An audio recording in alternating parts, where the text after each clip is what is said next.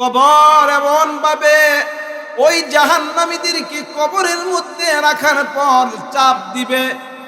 আল্লাহর নবী বিশ্ব নবী সাহাবাদেরকে ডাক দিয়া বলেন, ওরে সাহাবার দল, খুব ভালো করে বুঝো, কবরের এমন শাস্তি হবে যেই শাস্তি তোমরা কল্পনাও করতে পারো না। কবর যখন মানুষকে কবরে রাখার পর গুনাহের কারণে তাকে যখন এমন ভাবে চাপ দিবে, আল্লাহর নবী আঙ্গুল দিয়া দেখাইতেছেন, এক আঙ্গুলের ভিতরে যেই রকম আরেক আঙ্গুল ঢুকে যায়, ঠিক তদ্রূপ ভাবে কবর যখন চাপ দিবে, চাপ দেওয়ার সাথে সাথে প্রত্যেকটা মানুষের পাঁজরের হাড্ডিগুলা একটার ভিতরে আরেকটা চলে যাবে। বলেন না নাউজুবিল্লাহ।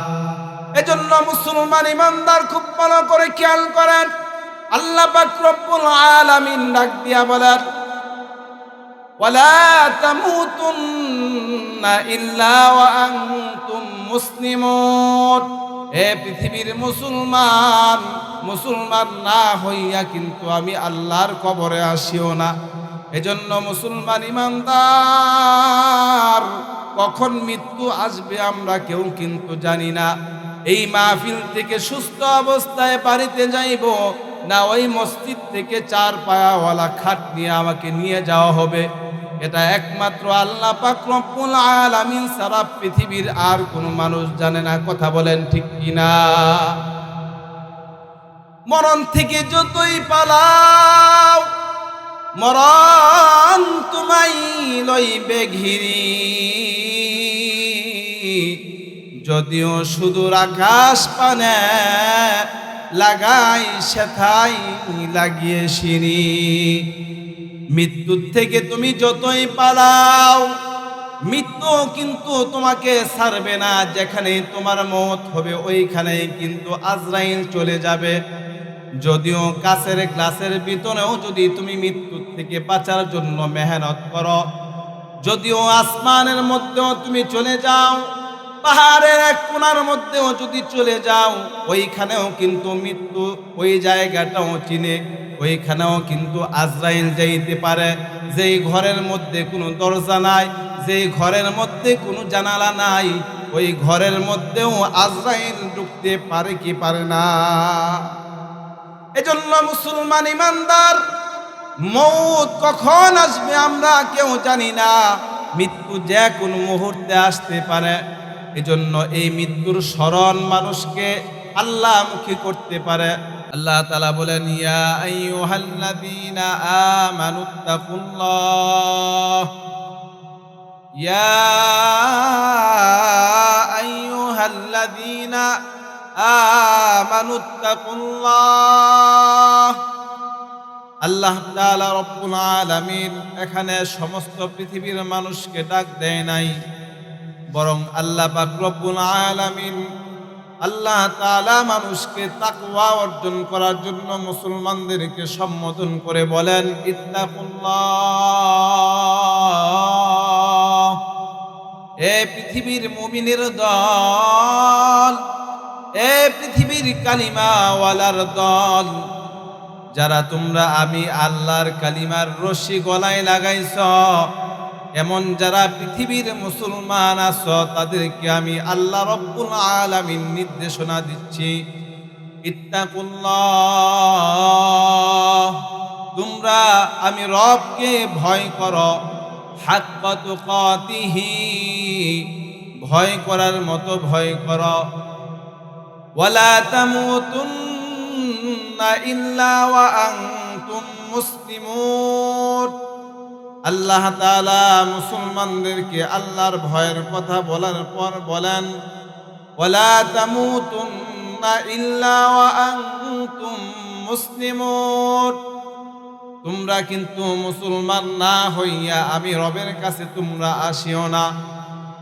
আল্লাহ তাআলা কেন বলতেছেন? কারণ হলো পৃথিবীর সমস্ত মানুষকে এই জমিন ছেড়ে একদিন কিন্তু আপনাকে আমাকে আবার রবের কাছে যাওয়া লাগবে কি লাগবে না?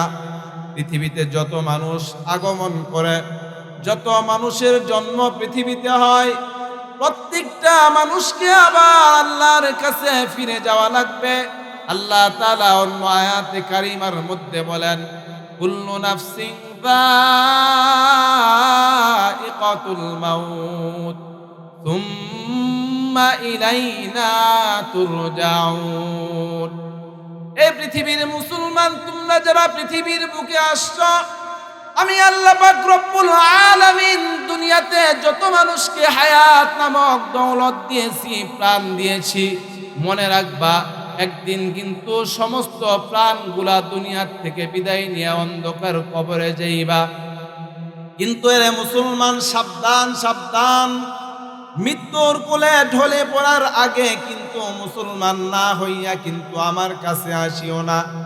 কারণ আল্লাহর কাছে ভালো ব্যবহার পাওয়ার জন্য, শান্তি অর্জন করার জন্য, চিরস্থায়ী শান্তির জন্য, যেই উপভোগ করার জন্য আল্লাহ জান্নাত বানাইছেন, ওই জান্নাতে যাওয়ার জন্য আল্লাহ পাক রব্বুল আলামিন একমাত্র মুসলমানকে ওই জান্নাতে যাওয়ার জন্য পারমিশন দিবেন।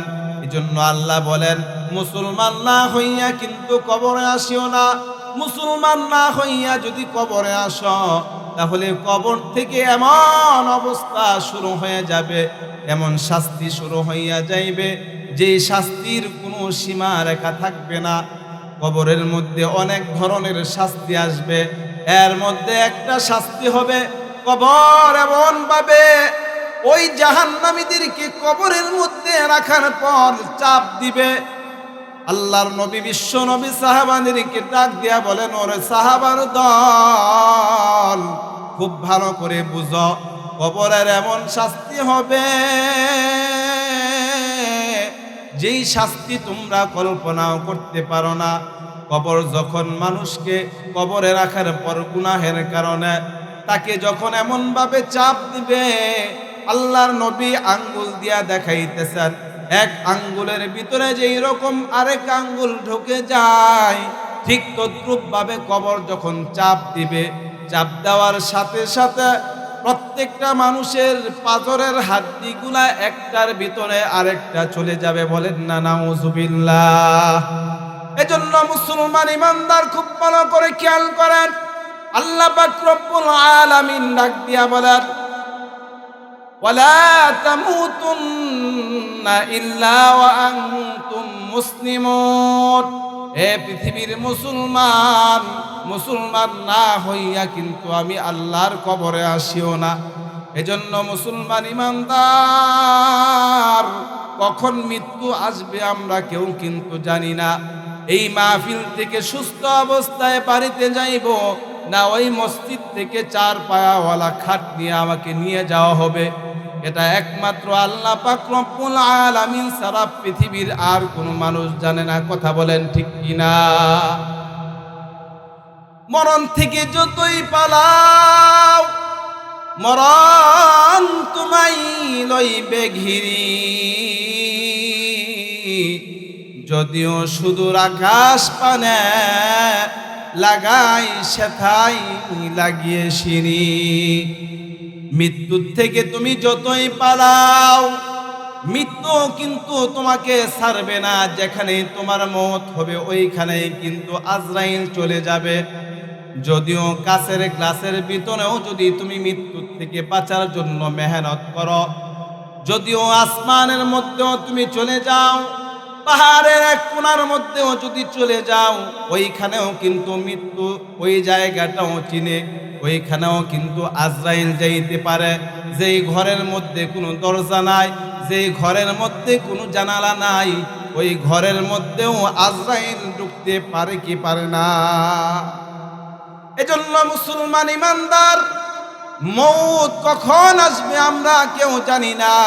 মৃত্যু যে কোনো মুহূর্তে আসতে পারে। এজন্য এই মৃত্যুর স্মরণ মানুষকে আল্লাহমুখী করতে পারে। দুনিয়ার লোভ, দুনিয়ার স্বাদ মানুষকে দুনিয়ামুখী করে দেয়। দুনিয়ার লোভের কারণে মানুষ গুনাহের মধ্যে লিপ্ত হয়। দুনিয়ার সম্পদের কারণে মানুষ হারামের সাথে সম্পৃক্ত হয়। দুনিয়ার মায়ায় পড়ে মানুষ আখিরাতকে ভুলে যায়। দুনিয়ার মায়ায় পড়ে মানুষ আল্লাহর চিরস্থায়ী জান্নাতকে ভুলে যায়। এজন্য আল্লাহর পয়গম্বর বিশ্ব নবী বলেন, এই দুনিয়ার লোভ থেকে যদি তুমি বাঁচতে চাও, দুনিয়ার লোভ যদি তোমার ভিতর থেকে তুমি বাহির করতে চাও, তাহলে সবচেয়ে বড় অস্ত্রের নাম হলো মৃত্যুর স্মরণ। আল্লাহর নবী বলেন, ক্বালান নাবিয়্যু সাল্লাল্লাহু আলাইহি ওয়াসাল্লাম, ক্বালান নাবিয়্যু সাল্লাল্লাহু আলাইহি ওয়াসাল্লাম, আকসিরু যিকরা হাযিহিল লাযযাতিল মাউত। তোমরা বেশি বেশি করে মৌতের স্মরণ করো। মৌতের স্মরণ যখন তোমার সামনে আসবে, মৌত যখন আপনার আমার চোখের সামনে ভাসবে, তখন দুনিয়ার সম্পদ ভালো লাগবে না, দুনিয়ার ভালো ভালো জিনিস আপনার কাছে আর ভালো মনে হবে না। এজন্য দুনিয়ার লোভ লালসা, দুনিয়ার সব গুনাহ থেকে যদি তুমি বাঁচতে চাও, তাহলে অবশ্যই অবশ্যই মরণকে বেশি বেশি স্মরণ করার দরকার আছে না নাই? এ মুসলমান, কখন মৌত হবে আমরা জানিনি? বলে না না না, আমরা জানি না কখন মৌত হবে। কেউ কেউ তো মৌত থেকে বাঁচার জন্য কাচের গ্লাস দিয়া সুন্দর কইরা বিশাল বড় অট্টালিকা বানাইছে, যাতে ওই জায়গার মধ্যে আজরাইল না আসতে পারে। আজরাইল থেকে বাঁচার জন্য কি করছেন? কাচের গ্লাস বানাইছে। মুফাসসিরিনে কেরাম ঘটনাটা লিখছেন যে এক মহিলার প্রসব বেদনা শুরু হয়েছে। তো প্রসব বেদনার সময় কিন্তু আগুন খুব বেশি উপকারী, কথা বলেন ঠিক কিনা? যে কোনো ব্যথার জন্যই আগুন, গরম, এটা অর্থাৎ ব্যথা নিরাময়ের জন্য অনেক উপকারী। তো ওই মহিলা তার বাচ্চা খাদেম, 10 থেকে 12 বছরের বালক, বলতেছে, খাদেম আমার তো প্রসব বেদনা শুরু হয়ে গেছে, তুমি একটু আগুনের ব্যবস্থা করো। বাচ্চা খাদেম খুব ভালো মানুষ, সে দৌড়ায় গেছে আগুন আনার জন্য।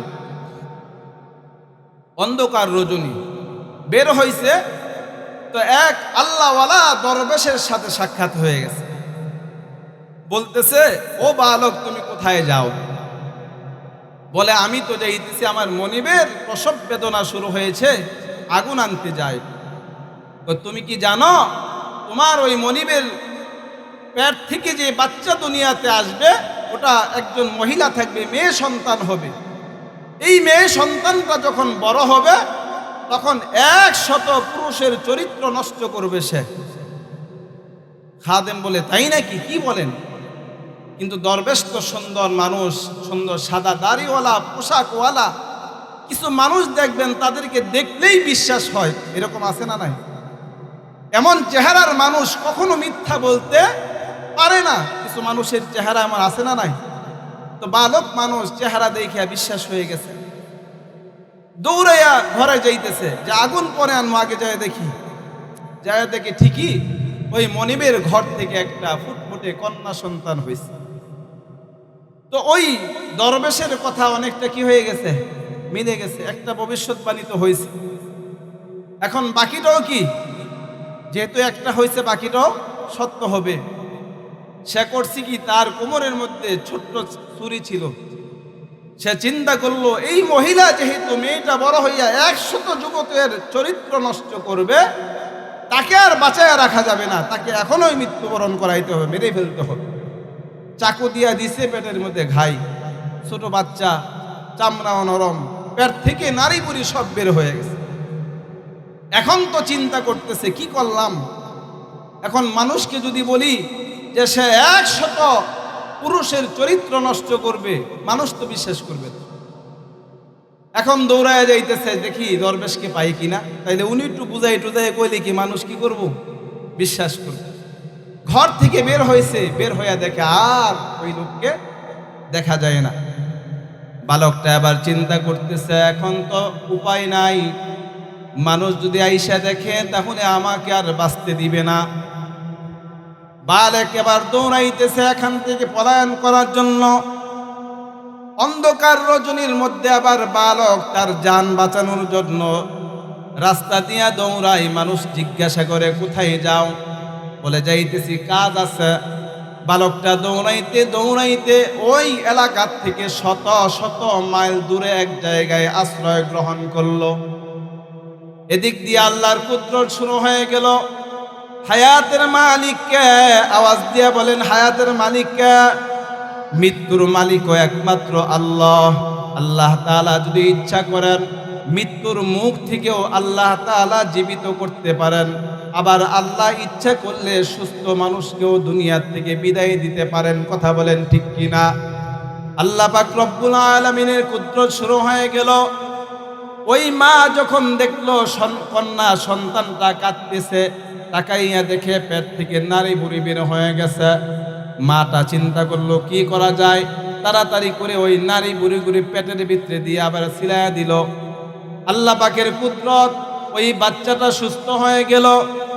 ওই যুবক বহুদূর চলে গেল, ওইখানে যাইয়া ব্যবসা বাণিজ্য শুরু করলো। আস্তে আস্তে বালকটা বড় হতে লাগলো, যুবক হয়ে গেল।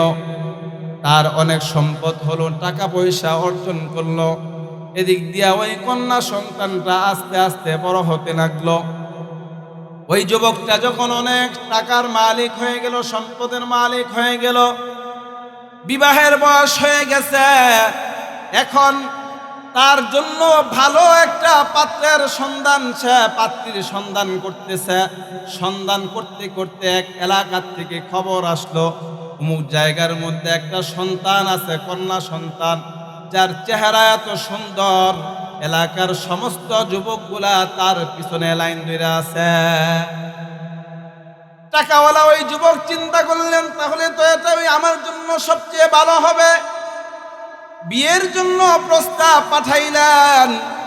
আর ওই মহিলা যখন টাকা পয়সার মালিক শুনলেন, অনেক টাকা পয়সা আছে, অনেক অর্থ সম্পদ আছে, ওই মহিলার মা চিন্তা করলেন, তাহলে আর আমি এই প্রস্তাবকে প্রত্যাখ্যান করব না।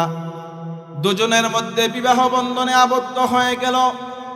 বালকটা বড় হয়ে যাওয়ার পরে বালকটাকে ওই মালিক আর চিনতে পারে নাই। বালকটাও অনেক বছর পর তার শাশুড়িকেও ভালো করে চিনতে পারে নাই, মনিবকে চিনে না। দুইজনের মধ্যে বিবাহ বন্ধনে আবদ্ধ হয়ে গেলেন। বাসর ঘরের মধ্যে যখন দুইজন একসাথে মিলিত হবে, হঠাৎ করে তাকাইয়া দেখে ওই মহিলার পেটের মধ্যে একটা কাটা দাগ দেখা যায়। সুবহানাল্লাহ। বালকটা আবার প্রশ্ন করে, ও আমার বিবি, তোমার পেটের মধ্যে এটা কিসের দাগ দেখা যায়? বড় একটা দাগ। বলে একটা বড় কাহিনী আছে, পরে বলবো। বলে না, পরে বলার দরকার নাই, আজকে রাত্রে আমাকে ঘটনাটা আগে বলো। এবার ওই মেয়ে কন্যা সন্তানরা বলতেছে, আমার মার একজন খাদেম ছিল, একজন ছোট্ট বালক খাদেম ছিল। মার যখন পেশব বেদনা শুরু হয়ে যায়, আমার জন্মের সময় যখন এসে যায়, ওই মুহূর্তে বালকটাকে আমার মা আগুন আনার জন্য পাঠায়া দিছে। বালকটা কি বুঝে না বুঝে চলে আসলো, চাকু দিয়ে আমার পেটের মধ্যে আঘাত করলেন মেরে ফেলার জন্য। কিন্তু আল্লাহ তাআলা কুদরতি ভাবে আমাকে আল্লাহ বাঁচাইয়া দিছেন। ওই বালকটা আমার পেটে ছুরি দিয়া এখান থেকে বহুদূর চলে গেছে। বালকটা তো বুঝতে আর বাকি নাই। বলে, তাহলে একটা যেহেতু বাস্তবায়ন হয়েছে, তাহলে বাকিটার কি অবস্থা আগে যাই না নি? কি বলেন, আকর্ষণ বাড়ছে না কমছে? এখন আকর্ষণ আরো বাড়ছে। পরের ঘটনা পরে, আগে সত্য কথা বলো যে 100 পুরুষের সাথে তোমার জেনা হবে, 100 পুরুষের চরিত্র তুমি নষ্ট করবা। আমাকে এক দরবেশ বলছে, কথা সত্য না মিথ্যা বলো। কতক্ষণ চুপ করে রইল। এবার বলতেছে, এই ঘটনা তুমি কোথায় দিকে জানো? বলে, এটা পরে বলবো, আগে এটা বলো, সত্য বলো, তাহলে তোমাকে মাফ করে দিব। আর যদি মিথ্যা বলো, তাহলে তোমাকে তো বিবাহ করব না, তোমাকে শাস্তি দিব। শেষ পর্যায়ে মেয়েটা বলতেছে, সত্য কথা, আপনি যা বলছেন এটাই বাস্তব। বলেন না আল্লাহু আকবার। 100 যুবকের সাথে আমি মেলামেশা করছি। এবার বলে, তো তোমাকে তো এখন মারা যাবে না। ওই দরবেশ 3টা ভবিষ্যৎবাণী করছিল। একটা হলো কন্যা সন্তান হবে, 2 নাম্বার হলো 100 যুবকের চরিত্র নষ্ট করবা, 3 নাম্বার হলো একটা মাকড়সার মাধ্যমে তোমার মৃত্যু হবে। বলেন না সুবহানাল্লাহ। কিসের মাধ্যমে? মাকড়সার মাধ্যমে। এখন শেষ ভবিষ্যৎবাণী দেখার জন্য বলে তোমাকে বাঁচায় রাখতে হবে। কি করা লাগবো? বাঁচায় রাখা লাগবে। এখন বিবি বলতেছে যেহেতু আমাকে বাঁচায় রাখবা, তাহলে আমারও তোমার কাছে একটা আবদার। বলে কি আবদার বলো? বলে আমার আবদার হলো আমাকে কাঁচ দিয়া গ্লাস দিয়া সুন্দর করে একটা এমন ঘর বানায় দিবা যেই ঘরের ভিতরে কোনো মাকড়সা কোনোভাবেই ঢুকতে না পারে। বলে ঠিক আছে, তোমার আবদার মেনে নিলাম। ওই কন্যা সন্তান বিবির আবদার শুনে ওই লোকটা যেহেতু টাকা পয়সার কোনো অভাব নাই, তার সম্পদ অডেন আছে, বিবির কথা মতো বিবির নিরাপত্তার জন্য সে সুন্দর করে একটা কাচের গ্লাস দিয়া ঘর বানাইয়া দিল। দুজন বসবাস করতেছে। হঠাৎ করে একদিন ওই স্বামীটা তাকাইয়া দেখে কাচের গ্লাসের উপরে একটা মাকড়সা হাঁটতেছে। এবার স্বামী ডাক দিয়া বিবিকে বলে, বিবি তাড়াতাড়ি ঘুম থেকে ওঠো, ঘুম থেকে তাড়াতাড়ি উঠো, তোমার আজরাইল কিন্তু তোমার সামনে উপস্থিত। বিবি এবার ঘুম থেকে হঠাৎ করে ফাল দিয়া লাফায়া উঠলো। কি বলেন, কোথায় আজরাইল দেখতেছেন? বলে ওই যে তাকায়া দেখো না, ছোট্ট একটা মাকড়সা দেখা যায়। বিবি রাগ হইয়া বলতেছে, ও স্বামী আপনি কি বলতেছেন? এমন ছোট্ট একটা মাকড়সা, সে নাকি আমার প্রাণ কেড়ে নিবে। ওই বিবি রাগ হইয়া গুসা হইয়া ওই উপর থেকে ছাদ থেকে মাকড়সাটাকে নিচে নামাইলো। রাগের কারণে গুসার কারণে লাঠি দিয়া ভাঙলো, লাঠি দিয়া বাড়ি দিয়া মারার পরও তার রাগ কমে নাই। বিবি আবার পা দিয়া ওই মাকড়সাকে পিষা শুরু করলেন, যে তার অস্তিত্ব রাখবেন না, মাটিতে পিষে পা দিয়া শেষ করে দিবেন।